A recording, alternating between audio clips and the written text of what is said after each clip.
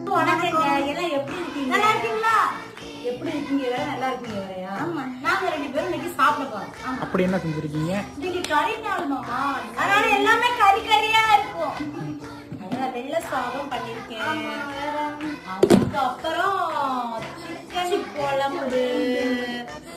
அப்புறம் என்ன பண்ணிருக்கேன்? சிக்கன் வறுவல்.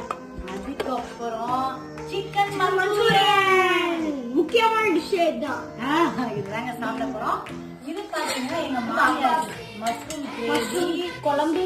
அதுக்கப்புறம் மீன் கிரேவி.